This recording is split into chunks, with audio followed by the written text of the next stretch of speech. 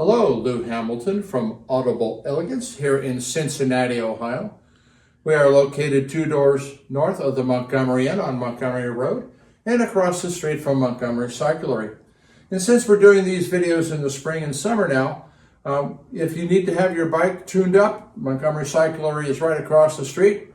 Drop by, give them your bike, come over here and give us a listen.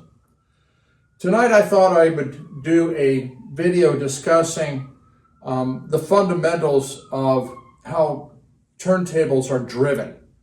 And I'm going to have a following video discussing one particular brand. Now, in the early days, what you had was a platter, and then inside you had a rubber wheel that ran around the rim of the inside of the platter. This was given 2 different names. One was rim drive, and the other was idler wheel. And the way this was driven is that this would be moved in position when you hit the on button, and a motor shaft was right here working on the rubber wheel as it drove the platter. And fairly quickly they learned that the best way to get good sound out of it is to make this platter fairly heavy. So rim drive turntables typically were upwards to 7 to 10 pounds. Now later on people used the idler wheel and didn't have quite the same drive. The most famous turntable, in popular terms, that used this approach was Dual. Dual used the rim drive for quite some time. There was Benjamin Miracord, Radio Shack sold those. And I'm sure there's a host of other tables that used this method. Now, there was concern about the vibration of the motor being attached to here and getting into the platter. So what came along was we have the platter, but then we have this ring on the inside of the platter, and it was destined out to the motor out here, and this was a belt.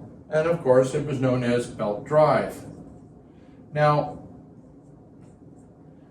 this was attempting to address the issues of motor vibration by isolating it down a rubber band, so to speak. The other thing is that it made the table a little more serviceable, because you could lift the platter off and have this inner platter exposed and simply reroute a belt. Whereas with the idler wheel, typically at the hub, this was held in by a C-clip. And if people don't know what a C-clip looks like, it's this little metal thing looks like this, and it actually expands and presses onto the shaft and holds the platter from falling off. So it made it a bit more troublesome to replace the idler wheel than the idler wheel itself wasn't easily replaced either. So on older tables today, trying to find a proper idler wheel, because its size is very specific for speed, is very, very difficult. Most idler wheels, rubber, we're talking 50, 60 years, these things are seriously dried out. So if you're looking at older turntables that have an idler wheel, this is a major question, okay? And then when I get into my second video, I'm going to film a little later, I'll get into the bigger question. Now, one of the problems with both of these systems, and this was particularly true for what became very popular starting in the 50s and 60s, were radio stations, and the spin-up speed was critical, because it might take a revolution or two for these things to come to proper speed. If the stylus was not down on the record, that's dead air time. And dead air time is money to a radio station. And of course you didn't want to hear the starting, the startup. So that's where the dead air time came from. This was addressed most fundamentally early on by Technics with a direct drive turntable in which they could get a motor to spin at a low enough speed to properly drive a platter at 33 or 45, principally 33. And of course, what became one of the most popular cartridges at that time was Stanton.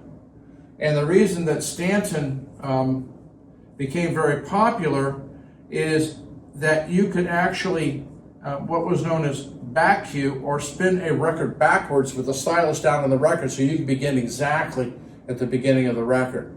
And the reason that Stanton was great for back cueing is on a cantilever system, their diamond was punched through the cantilever.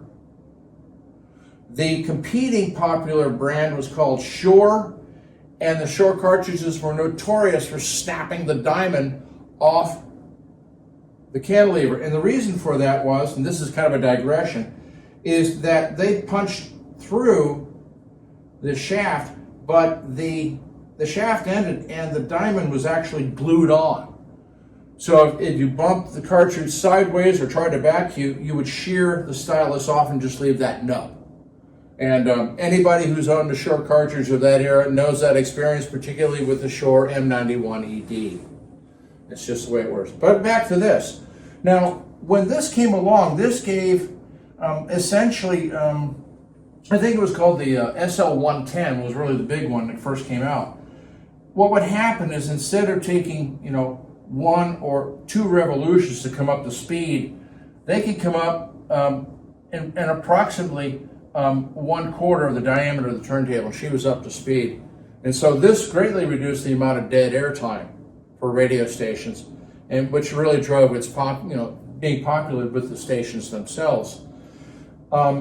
Technics then took this on to the consumer market and particularly marketed it well because they put a really nice grid on the outside of the platter, and they put a strobe where everybody could see whether it was spinning too fast or too slow, and it was cool. You had a light show.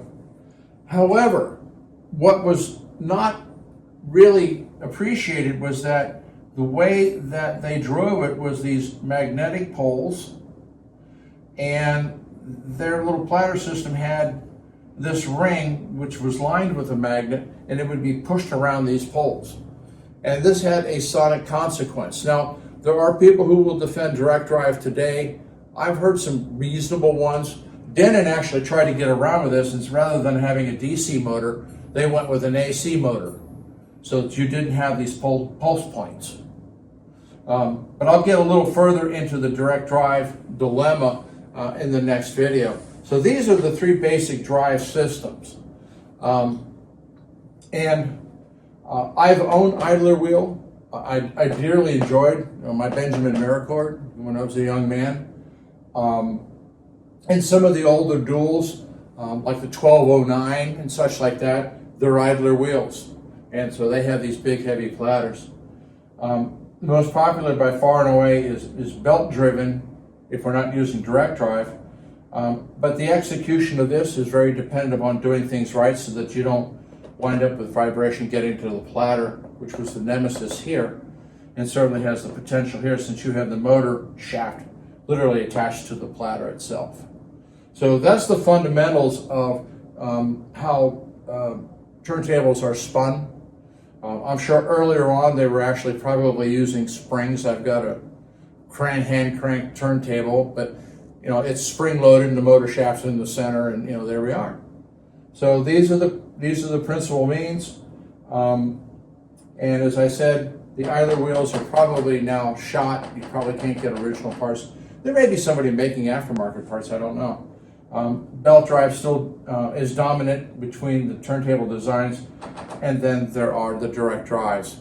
The advantage being the startup time and the speed in general, and a little less maintenance involved when you have with belts. So there we are.